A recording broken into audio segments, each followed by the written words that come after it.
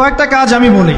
প্রথম কাজ হচ্ছে নিয়াত করতে হবে যে এই রমাজানটাতে আমি আমার সমস্ত গুনাহ মাফ করানোর চেষ্টা করছি, বেশি বাইরে যাবেন এবং টাকা পয়সা নিয়ে গিয়ে যে স্ত্রী সন্তানের হাতে দিয়ে দিবেন না, যাও বাইরে গিয়ে মার্কেটিং করে আসো, এই ভুলটা করতে যান।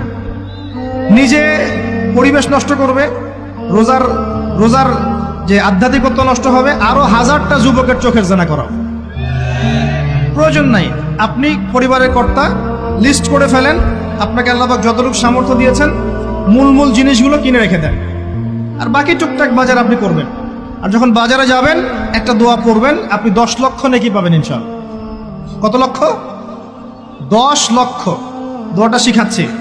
দোয়াটা হচ্ছে লা ইলাহা ইল্লাল্লাহ ওয়াহদাহু লা শারীকা লাহ লাহুল মুলক ওয়া লাহুল হামদ ইউহয়ী ওয়া ইউমীত ওয়া হুয়া হাইয়ুন লা ইয়ামুত বিয়াদিহিল খায়রু কুল্লুহু ওয়া হুয়া আলা কুল্লি শাইইন কাদির।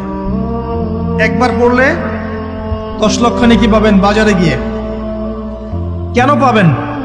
কারণ বাজার সবচেয়ে নিকৃষ্ট জায়গা, যেখানে গেলে মানুষ আল্লাহকে স্মরণ করে না।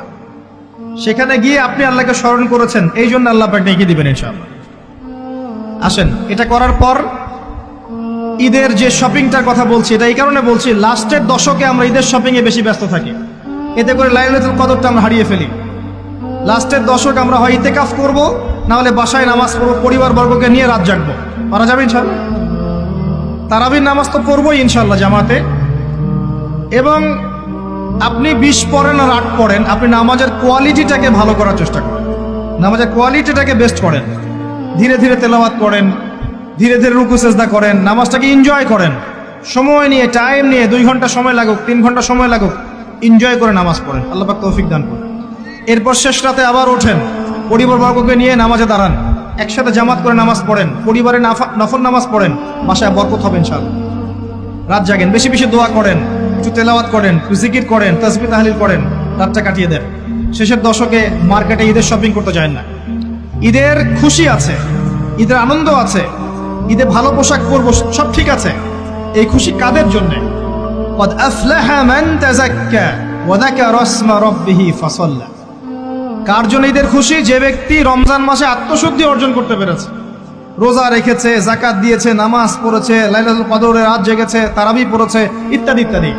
এই ব্যক্তি আত্মশুদ্ধি অর্জন করেছে, এই ব্যক্তির জন্য ঈদের খুশি।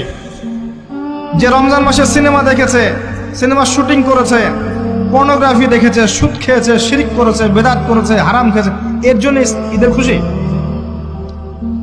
মানুষকে ঠকিয়েছে, ব্যবসায় মাল কম দিয়েছে, পণ্য মজুত করেছে, ইচ্ছা করে দ্রব্যের দাম বাড়িয়েছে, সরকারকে বিব্রত করেছে, জনগণকে দুর্ভিক্ষের দিকে ঠেলে দিয়েছে, এদের জন্য ঈদের খুশি? কখনো না। ঈদের খুশি তাদের জন্য যারা আত্মশুদ্ধি অর্জন করতে পেরেছে। আল্লাহ পাক বোঝার তৌফিক দান করুন, আমিন। এটা প্রথম টিপস দিলাম আপনাকে। এবার আসেন, আপনি রমাদানে প্ল্যান করবেন যে আপনার জীবনে বড় বড় পাপগুলো কি কি হয়েছে। এই পাপগুলো যদি মানুষের সাথে জড়িত হয়ে থাকে, আপনি মানুষের সাথে গিয়ে গিয়ে ক্ষমা নিয়ে নেবেন। কারো টাকা নিয়েছেন, দেন নাই, দিয়ে দিবেন। কারো সম্পত্তি পায়, দেন নাই, দিয়ে দিবেন। কারো হকটা নষ্ট করেছেন, গালি দিয়েছেন, গীবত করেছেন বা তহমত দিয়েছেন, অপমান করে ইত্যাদি, ক্ষমা চেয়ে নেবেন। রমাদান মাসে মানুষের হকটা দিয়ে দেন। আল্লাহর কাছে জড়িত যে পাপগুলো আছে, এটার জন্য ইস্তেগফার যথেষ্ট। খালি যদি বলেন আস্তাগফিরুল্লাহাল্লাযী লা ইলাহা ইল্লা হুয়াল হাইয়ুল কাইয়্যুম ওয়া আতুবু ইলাইহি, 1 সেকেন্ডের মধ্যে আল্লাহ পাক আপনার সমস্ত পাপকে নেকি দিয়ে পরিবর্তন করে দিবেন ইনশাআল্লাহ।